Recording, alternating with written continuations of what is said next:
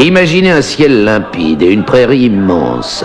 C'est là, dans le lointain et légendaire Far West, que commence l'histoire que je vais vous conter. C'est l'histoire d'une ville, Daisy Town, et aussi celle de quelques hommes et quelques femmes héroïques. Pour vous qui êtes des pieds tendres, des cornes vertes, il est sans doute bon de vous préciser que Daisy Town, ça signifie Pâqueretteville. Vous y trouverez des desperados, des danseuses de saloon, des peaux rouges et un cowboy qui tire plus vite que son ombre. Et puis, vous ferez la connaissance de quelques chevaux admirables. Regarde, Betty, une pâquerette. C'est très beau, Clem. C'est un bon endroit pour nous installer. Les amis, c'est ici que nous allons construire notre ville.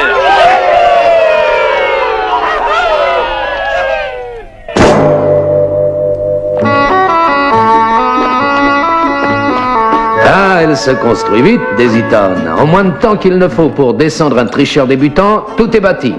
Les pionniers sont courageux et ils ont pris la précaution d'apporter du bois et des clous, comme par miracle.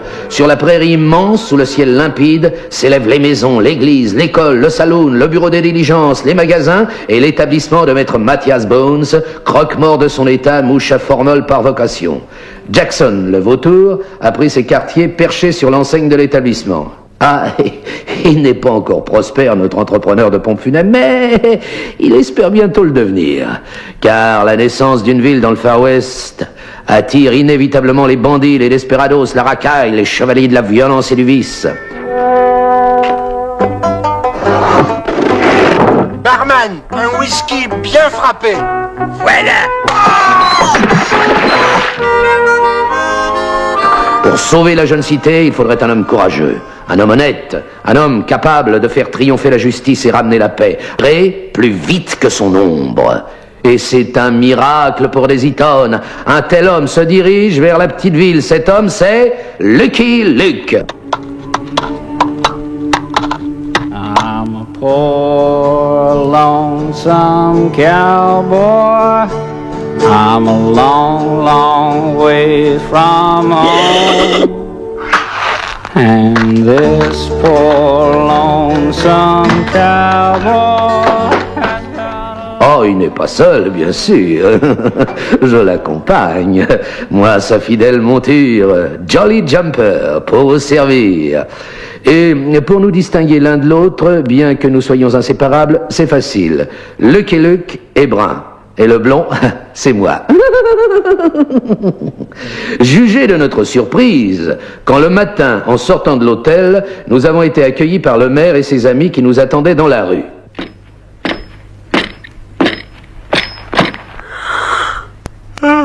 Étranger, Daisy Town a besoin de toi. Cette ville que nous avons créée ne demande qu'à partir de pied ferme vers un avenir prospère et brillant. Mais pour cela, elle a besoin d'un homme capable de faire respecter la loi et la débarrasser de la racaille. Tu es cet homme, étranger. Accepte de devenir shérif de Daisy Town. Lucky Luke a achevé de rouler sa cigarette, l'a allumée, a tiré une bouffée, et a enfin répondu au discours de Jeremiah Blander, le maire. Ouais.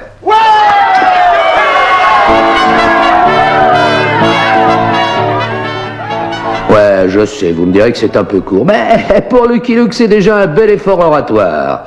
Nombreux sont mes congénères qui me déclarent « Il est bien ton cow-boy, il ne lui manque que la parole. » Quoi qu'il en soit, il faut croire que la tire est amplement suffisante, car nous avons été aussitôt empoignés, hissés sur des épaules et promenés en triomphe dans une ville en délire. J'ai même cru entendre Jackson, le vautour, croasser.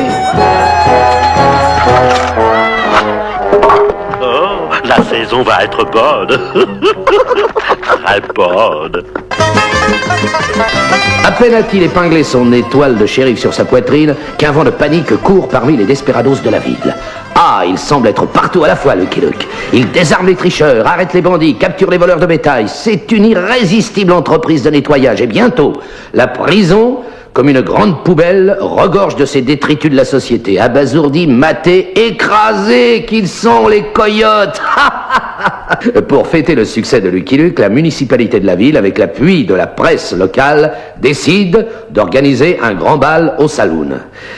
J'adore la square dance.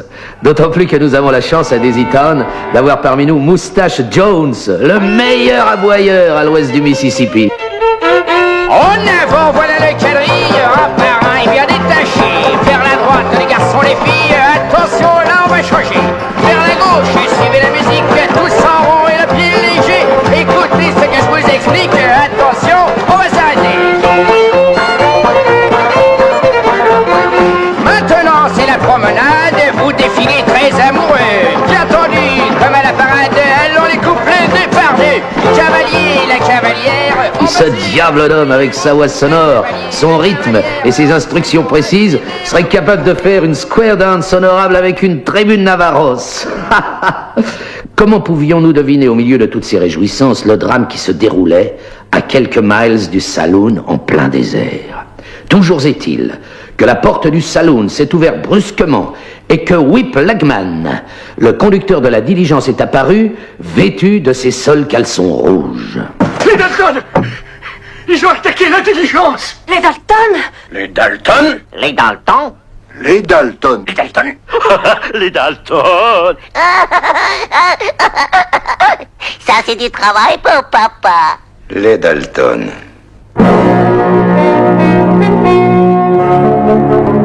Bien sûr, pour vous, Corne Verte, ce nom ne veut pas dire grand-chose.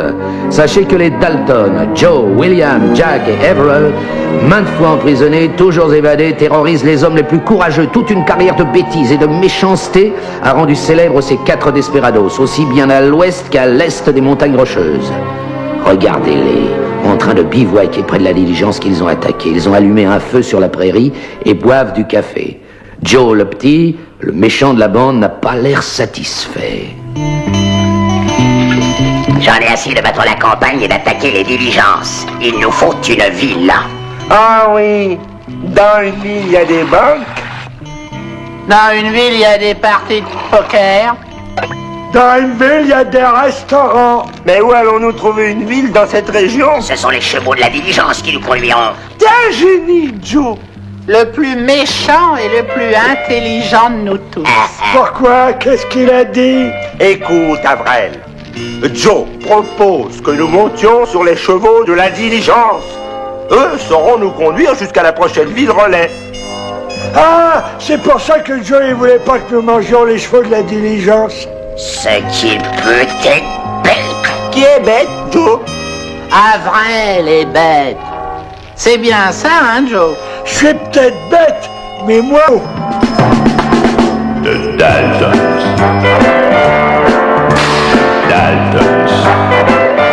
Vous voyez, on n'a qu'à se laisser conduire. Ces chevaux de diligence connaissent bien leur travail. Oui, mais ça donne faim d'être là sans rien faire. Je peux pas manger un bout du mien. Avril, tais-toi! Devisant ainsi, c'est-à-dire idiotement, nos Dalton arrivent à Daisy Town, où ils sont surpris par l'arrêt brutal de leurs chevaux devant le dépôt des diligences. Emportés par leur élan, Joe, William, Jack et Everett atterrissent dans l'abreuvoir. Ah, il faudrait me payer cher pour que je boive encore une gorgée de l'eau contenue dans cet abreuvoir. À la suite de Joe, William, Jack et Everett entrent dans le salon, où, en les voyant, Tom Barrel attrape la suie de sa vie. Joe frappe de la crosse de son revolver sur le comptoir. Du temps de voyou, Barben. Égare à toi si c'est pas du bon. Oh oui, monsieur Dalton. La meilleure bouteille, monsieur Dalton.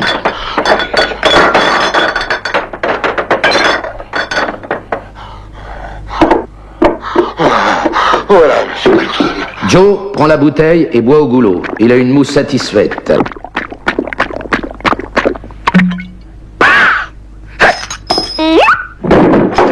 Pas mal.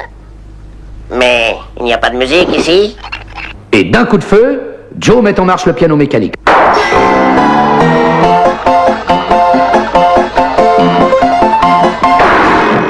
Mais aussitôt, un nouveau coup de feu arrête la musique. J'ai à vous parler, les Dalton. Les 4 bandits se retournent d'un bond pour voir Lucky Luke qui les regarde, ironique, revolver fumant à la main. Mais il n'est pas facile d'intimider Joe Dalton. Il remet le piano en marche à l'aide d'un nouveau coup de feu. Après la musique. Non, tout de suite.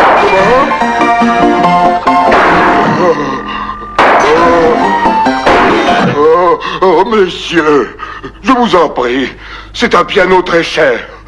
Il vient de San Francisco.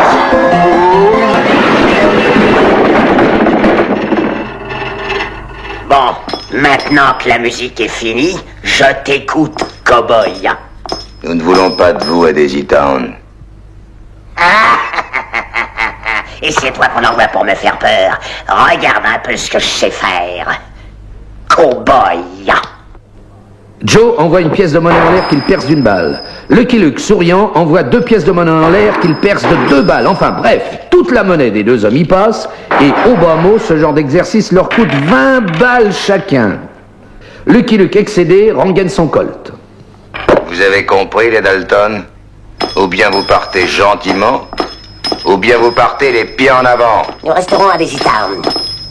Cette ville nous plaît et personne ne viendra nous en déloger. Nous offrons notre ville. Notre ville natale. Imbécile! Et il suffit de quelques minutes pour que la ville ait une idée très précise de ce que sont les Dalton. Et pour que ceux-ci se présentent au Daisy Town Hotel, chargés de leur butin, 2 caisses enregistreuses, un coffre-fort, 4 jambons, 13 saucissons, 2,25 m de saucisses, 6 tranches de mortadelle et un peu de fromage de tête. Lucky Luke vient me retrouver dans la rue. Je crois, mon vieux Jolly Jumper, que nous ne pouvons compter que sur nous-mêmes pour sauver cette malheureuse ville. Je hausse les épaules découragé, ce qui n'empêche pas, d'ailleurs, Lucky Luke de m'enfourcher agilement. Eh bien, le moment est venu d'organiser des élections libres à Daisy Town. Je vais poser ma candidature comme maire. Moi, je veux être juge. Je connais bien les tribunaux. Moi, je serai le shérif. J'ai toujours rêvé d'avoir les clés de la prison. Et moi, qu'est-ce que je vais faire? Toi, tu colleras les affiches. Ah bon? C'est pendant qu'il se livre à cette modeste activité que nous surprenons Errol. Il colle des affiches annonçant les candidatures de ses frères. Lucky Luke et moi échangeons un clin d'œil, je le laisse parler. Avril, tu n'es pas candidat? Hein? Moi? Ah bah non, Joe m'en a pas parlé. Non, c'est pas juste, non? Tu crois? Ouais.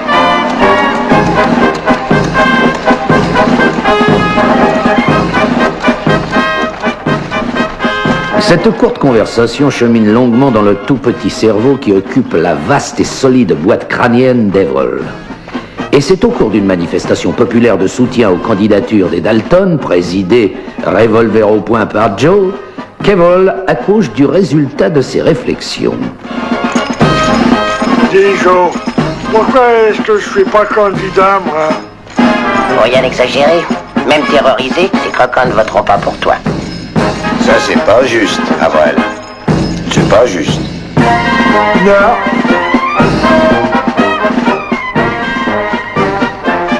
La façade du saloon a été décorée de drapeaux et banderoles. Tout cela a un air de fête un peu démenti par l'expression soucieuse qui se peint sur les visages de la population de Daisy Town réunie dans la rue principale.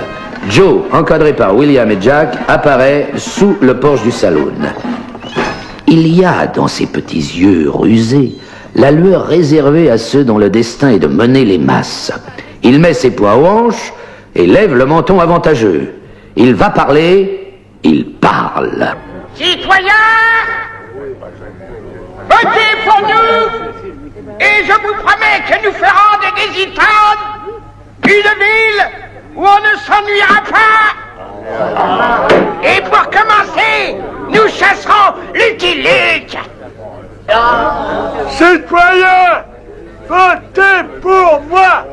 Votez pour moi et je vous promets de débarrasser de tous les Dalton! Joe, William, Jack et la population de Daisy Town n'en croient pas leurs oreilles ni leurs yeux. Celui qui vient de parler n'est autre qu'Errol, installé sur un tonneau de l'autre côté de la rue. Joe se prend la tête à 2 mains. Mais il est fou! Il est complètement fou!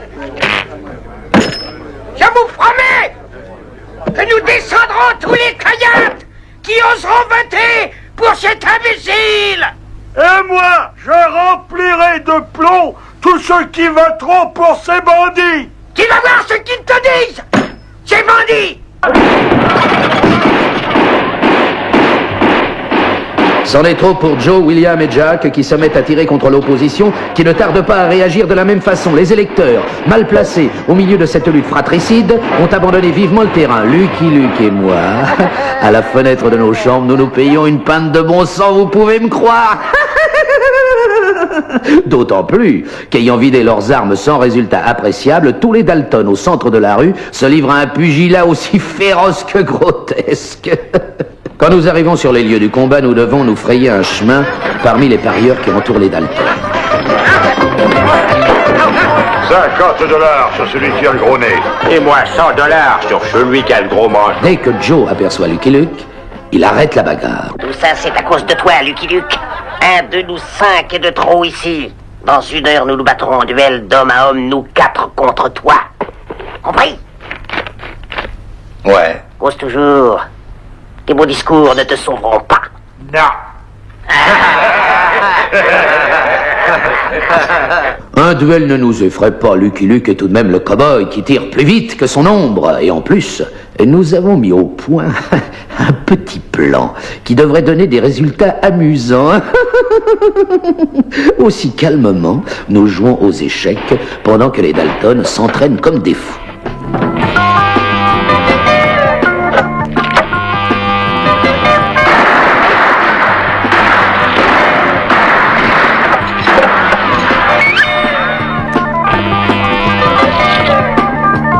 Ça va être l'heure, les gars.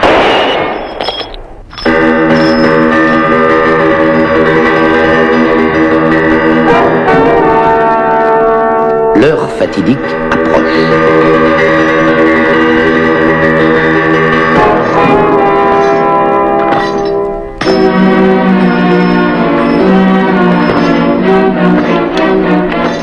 Il faudrait tout le lyrisme d'un de vos cinéastes. L'atmosphère qui règne à Desitan.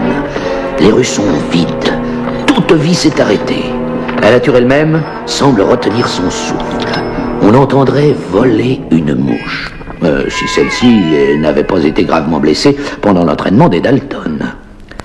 À un bout de la rue déserte, Lucky Luke, immobile, bras et jambes écartés. À l'autre extrémité, les Dalton, immobiles.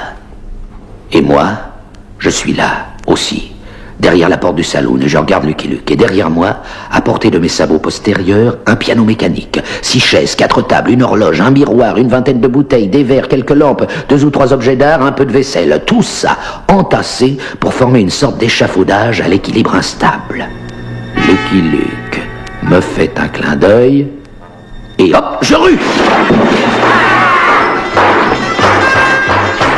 Oh, mes poulains, ce vacarme, ce tintamarre, ce bruit, ce coup de tonnerre, tout a roulé, résonné, craqué, vibré, bref. Les Dalton ont poussé un hurlement de terreur et sauté dans les bras les uns des autres. Et je dois dire qu'ils nous ont dansé une petite gigue bien animée, encouragée, ponctuée par les coups de feu de Lucky Luke et les applaudissements de tous les citoyens de Desitan qui se défoulent dans l'enthousiasme des jours de terreur qu'ils ont passés.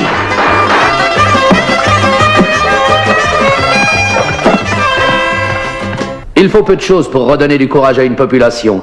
Et c'est dans la plus grande bonne humeur et sans l'ombre d'une crainte que de nombreux volontaires enduisent les Dalton de goudron et de plumes. Joe, William, Jack et Everett Dalton sont chassés ignominieusement de la ville. Et pour fêter ça, une square dance est aussitôt organisée. En avant, voilà le quadrille, un par un et bien détaché. Vers la droite, les garçons, les filles, attention, là on va changer. Vers la gauche, et suivez la musique, tous en rond et le pied léger. Écoute vite ce que je vous explique. Les Dalton, après s'être plumés et lavés, dépourvus d'armes et de montures, marchent sur l'immense plaine déserte dont la monotonie est seulement brisée par les mésasses falaises rocheuses.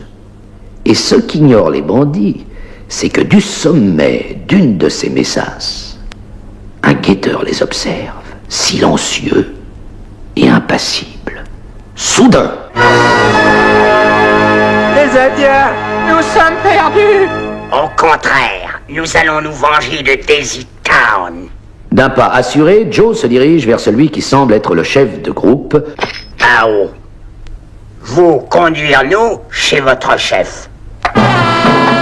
C'est la corde au cou, traînée derrière les poneys, que les Dalton sont menés vers le camp Peau-Rouge. Joe est un peu gêné vis-à-vis de ses frères bien ficelés.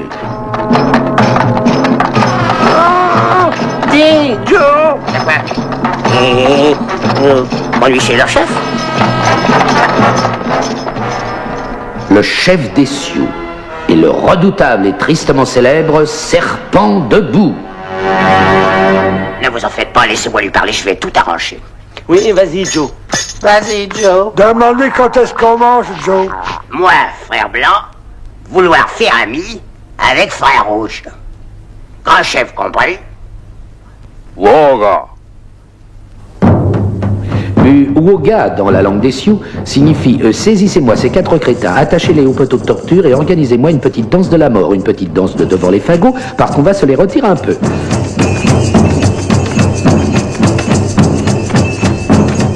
À peine William et Jack ont-ils compris le sens approximatif de l'ordre lancé par Serpent de Boue que leur colère éclate contre Joe. Frère blanc va tout arranger, hein? Faire ami avec frère rouge.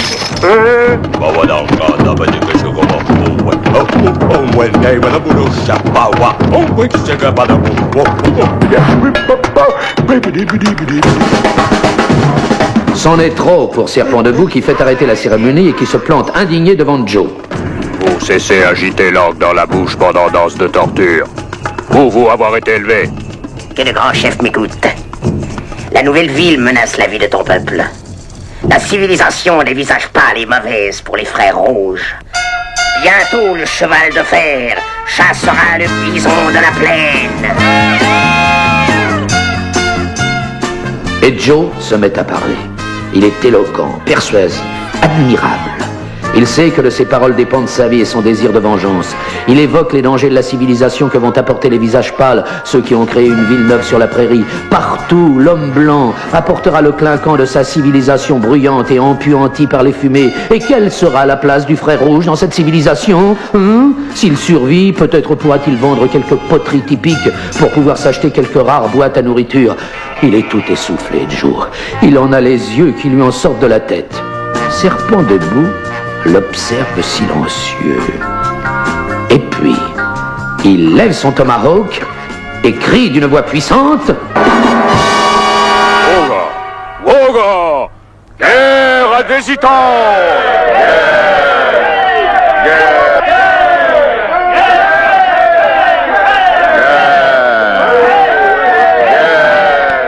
Bravo, Joe. T'as bien parlé. Pour ça, oui, Joe, t'as bien parlé. Et encore, j'ai pas pu faire les gestes. Qu'allez-vous faire de nous, chef? Le chef exhibe une affiche sur laquelle s'étalent les frémousses mises à prix de ses prisonniers. Vous, valoir pognon? Moi faire conduire vous au pénitencier d'État.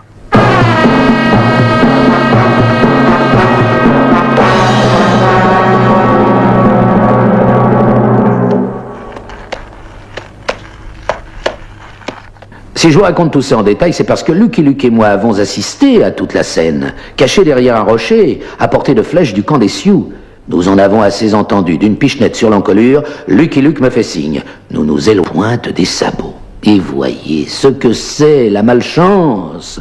C'est justement avec la pointe d'un de mes sabots que je fais craquer une brindille. Les peaux rouges ont l'ouïe plus fine que celle d'un rat de prairie. C'est donc sous une pluie de flèches, lances et tomahawks que nous nous éloignons au triple galop. Entendons-nous bien, c'est moi qui triple galope. Lucky Luke, dans ce cas, joue un rôle très accessoire.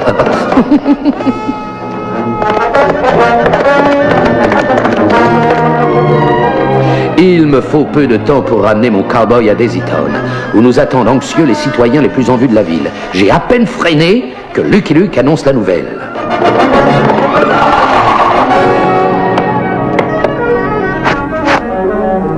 Les Indiens. Vous voulez dire que les Indiens ont décidé de détruire Daisy Town? Ouais. C'est l'œuvre des Dalton. C'est pour ça que vous les avez suivis de loin. Ouais. Et à votre avis, il faut envoyer un émissaire pour prévenir la cavalerie? Ouais. Avec un homme tel que vous pour les galvaniser, Desiton n'a rien à craindre.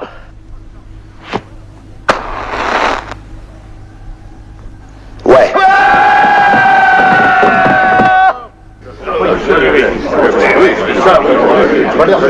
Nous allons les attirer dans un guet-apens. Nous allons leur faire croire que nous abandonnons Desiton. Mais, en réalité, dans les chariots, vous serez tous armés. On ne s'en sortira qu'en livrant bataille. Ils sont nombreux, mais nous bénéficierons de l'effet de surprise. D'accord? Ouais.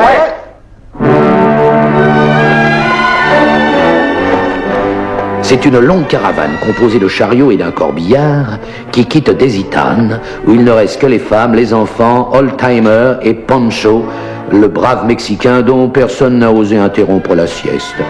Lucky Luke et moi marchons en tête. Non, c'est moi qui marche. Nous suivons les véhicules chargés de tous les hommes valides de Desitan, armés jusqu'aux dents.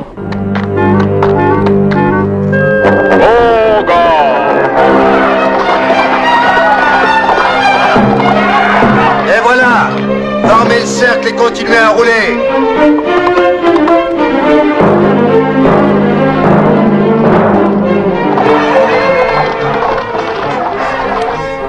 La manœuvre s'exécute et je vais essayer de vous la décrire. Lucky Luke et moi tournons au galop. C'est moi qui tourne.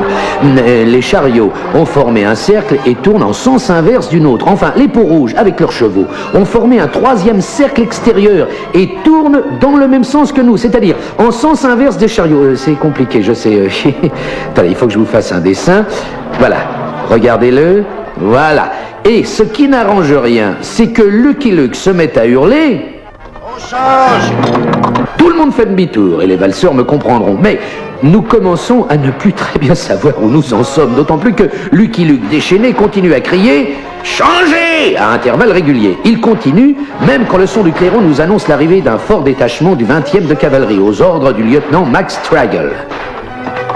Les soldats forment un quatrième cercle, et tout cela compose une sorte de carrousel démentiel, ponctué de coups de feu, de cris, et changeant continuellement de sens de rotation. Même les vautours, les congénères de Jackson, attirés par le bruit de la bataille, s'éloignent, pris de vertige. Et Serpent debout n'en peut plus. Gagné par la nausée, il est vert, le peau rouge. Il a à peine la force de lever un bras et de crier « Stop! Moi vouloir pas là, moi. »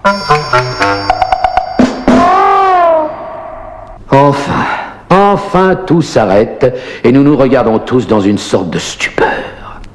C'est là même, sur la prairie, que Serpent debout, le lieutenant Max Traggle et Lucky organisent un pow-wow, un séminaire, pied tendre.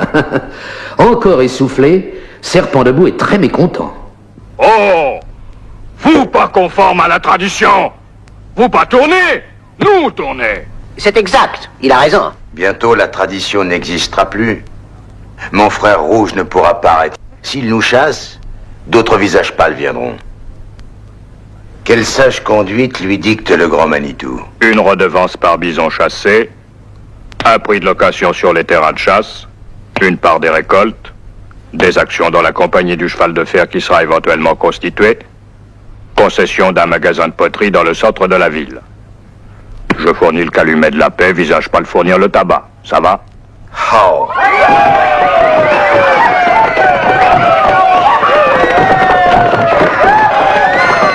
Je pense, monsieur, que vous avez sauvé Daisy Town. Une question, lieutenant. Comment se fait-il que vous soyez arrivé à temps pour la bataille? Moi, je suis conforme à la tradition, monsieur. La cavalerie arrive toujours à temps. C'est dans le saloon de Desitan qu'a lieu le grand banquet dont Lucky Luke, comme d'habitude, est l'invité d'honneur. Merci, Lucky Luke. Grâce à vous, Desitan est sauvé. Grâce à vous, cette jeune cité va partir d'un pas ferme sur la route de la paix, de la prospérité, bref, de l'avenir.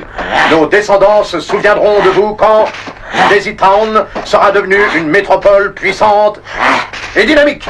Alors, ils tourneront leurs yeux vers un passé glorieux et ils diront comme nous: de l'or! On a trouvé de l'or dans les collines! De l'or?